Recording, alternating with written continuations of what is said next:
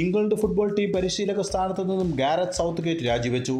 Euro cup ഫൈനലിൽ സ്പെയിനോടേറ്റ പരാജയത്തിന് പിന്നാലെയാണ് സൗത്ത്ഗേറ്റിൻ്റെ പടിയിറക്കം.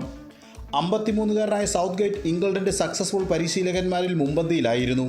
2021 Euro cup final, 2018 world cup semi final, 2022 world cup quarter final, 2024 Euro cup final എന്നിങ്ങനെ മികച്ച പ്രകടനമാണ് മേജർ ടൂർണമെൻറ്റുകളിൽ ത്രീ ലയൺ സൗത്ത്ഗേറ്റിൻ്റെ കീഴിൽ കാഴ്ചവെച്ചത്.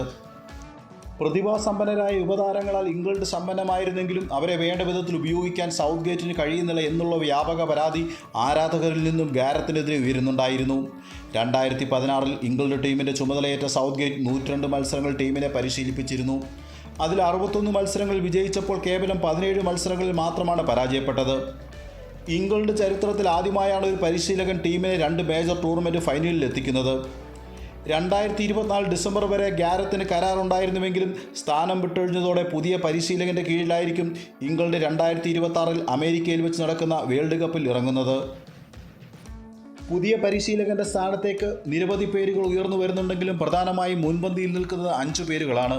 മുൻ ചെൽസി പരിശീലകരായ Thomas Tuchel, Graham Potter, Mauricio Pochettino എന്നിവരാണതിൽ പ്രമുഖർ.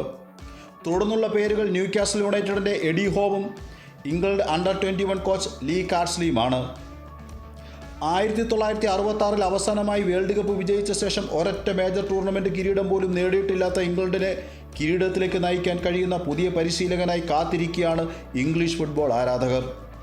മറ്റൊരു വീഡിയോയുമായി വീണ്ടും കാണാം. നന്ദി.